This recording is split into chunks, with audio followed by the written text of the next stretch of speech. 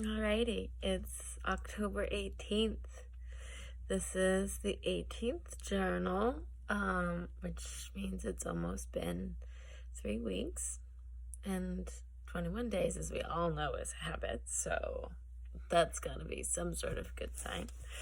All joking aside, what did I think about my eatings for today? I had shift today, which meant I always have the normal worries of like, am I going to eat a ton of pastries? This is going to be the thing that trips me up. This is going to be a day that doesn't really go well.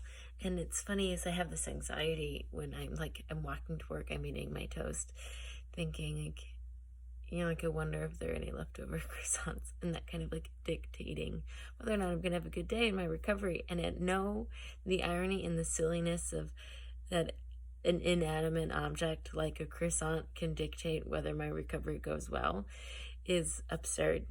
But therein lies the fact that is somehow the power that I've given a croissant over the decade plus of recovering, that it really is hard. And I think that people who struggle with an addiction like alcohol, they understand that. They can feel threatened by a bottle of alcohol.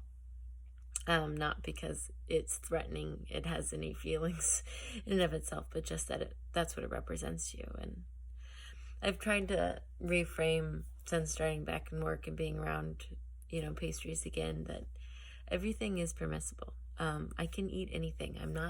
I don't restrict. I don't have a restrictive diet. Even today, a coworker shared, we were talking about making steak for dinner, and a friend made me steak for dinner this week, and how she used to be vegetarian, and she kind of said because I used to be restrictive, and I was like, oh, and I kind of knew that maybe I could ask a little bit more, and I was like, oh, was that because of ways or just because you're vegetarian? And she's like, oh no. And I was like, disorder? She's like, yeah. And I was like, yeah, I get it, me too, for a long time. Also, it's always nice to especially with younger people, or just people who are in their journey, to be able to connect.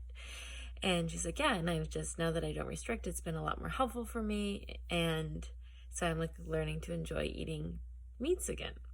And I was like, yeah, that it's really good. I found the same, I never diet, and I don't, I've been vegetarian, and I've been vegan, and I've been gluten-free, and I've been plant-based. And at the end of the day, the thing that's best for my recovery is to not feel restrictive, or not create a restrictive lifestyle for myself under the guise of a different diet. And so I realized I'd kind of done that with croissants too, or with baked goods, of I can only eat, I'm not going to eat these for the month of October, just because there's such a hang up for me. But the hang up is feeling like I can't, and giving it some sort of power. But when I say I can have a croissant whenever I want, I can eat whatever I want if my body is hungry for it, or if I want it, that's okay. And even if I don't eat intuitively, it's okay too. And that's way harder if it's I'm eating out of a behavior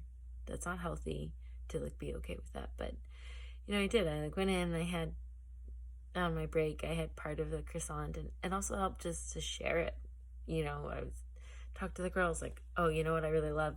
They're the crunchy bits on the almond croissant, and they're like, oh yeah, me too. And it's nice, you forget in recovery those things that make you normal and relatable to other people, things that other people don't feel shame and easily share about, things that they like, and bringing pizza to work, and eating these foods that you feel are restrictive and shameful openly, and then kind of helps you to do that too, and diffuses it a bit.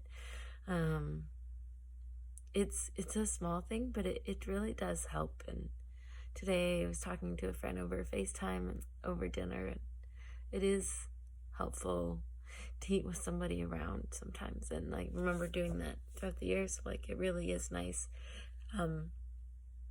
because when you're just eating by yourself, it's so easy to just focus on what it is that you're eating.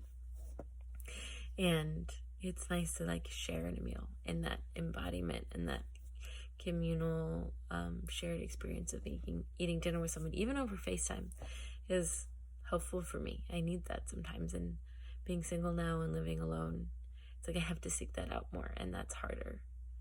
because it's like it's hard to do the things for yourself that are healthy, and if you can get away with it, you will. There's always that tension. I